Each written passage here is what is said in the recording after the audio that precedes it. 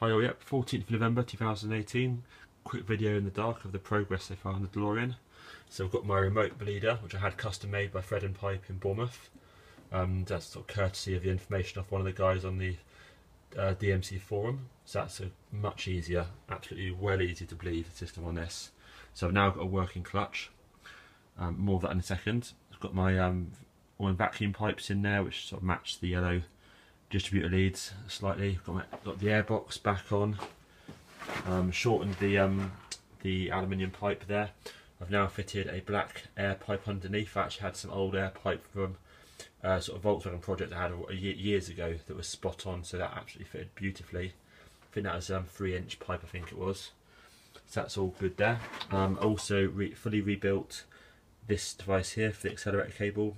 Springs both sides. The shafts, cleaned it all up. It's all covered in disgustingness. So now that's absolutely that rotates beautifully, and then closes the throttle. I haven't tried the engine yet, but it closes the throttle much tighter. So I'm hoping that has fixed that little gapping problem with the engine running. So but it definitely snaps a lot better. So I'm confident that's fine. Got the new bleed valve in there. Thank you, Ryan, for the information on that one. Come around here. So underneath here, we just put this down a sec. Difficult to see, but I've sorted out the wiring there on this side of the gearbox, and I've got my brand new clutch line from DeLorean Go, of course, as well. Up there, the black line, and a hard line from Fred and Pipe Services in Bournemouth. They made up using the one that I provided them and snapped off the end on the clutch slave, and of course a new clutch slave cylinder filter underneath there. And then so now I've actually got a clutch pedal, which is good, which is cool. And up front, we've now got the servo in, the brake reservoir, and underneath here.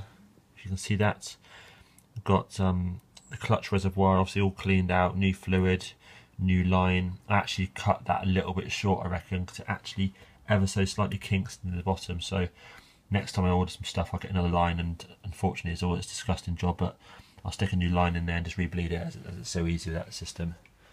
Yep, so that's good. So yeah, still tons of work to do. Brakes and things next. I mean, all this stuff here, it all needs doing like next year. Next year I plan on taking the body shell off so I can get in there really easy and start cleaning all up, because it looks quite bad, but it's actually much better than it looks, I would say. It's just, it hasn't had any care at all for forever, I would say. Yep. Seats are nice, body's still nice, and there we go. Oh, and of course I need that new hinge as well, so a new torsion bar there. Cool, cheers.